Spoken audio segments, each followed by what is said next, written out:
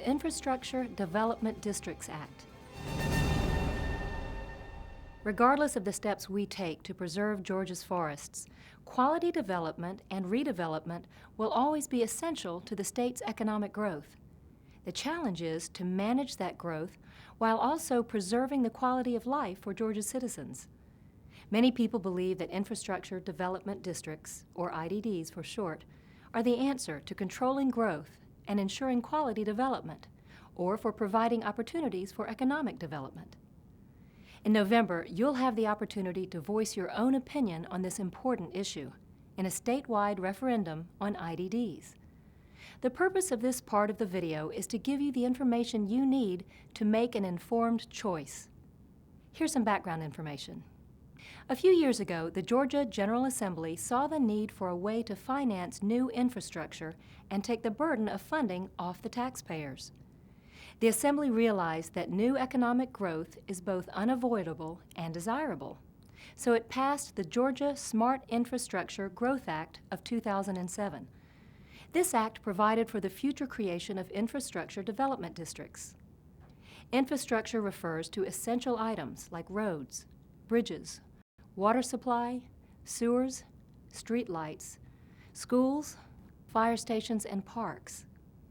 An IDD is a district in a specific geographic area that has been designated for new development by local government. Within an IDD, tax-exempt bonds can be issued to fund the public infrastructure that forms an essential part of the overall development. The bonds are issued by a public board that oversees the building of the infrastructure to ensure that everything is built to high standards. The bonds are paid for by the individuals or companies that eventually buy the property within the IDD. In other words, the infrastructure pays for itself and none of the cost is passed on to taxpayers. IDDs are not a new concept. Local governments in 17 other states have used this method to attract quality development without burdening taxpayers with the costs. Georgia's legislation has had the advantage of capitalizing on the successes of other states' legislation while avoiding the pitfalls. The public board supervising an IDD is subject to the state's laws on open records, open meetings, and ethics, and has to hold an annual public hearing on its budget and submit a financial audit to the state. The board doesn't have the power to condemn private property, nor the authority to pass or enforce laws. This ensures that the public has oversight of every aspect of the IDD.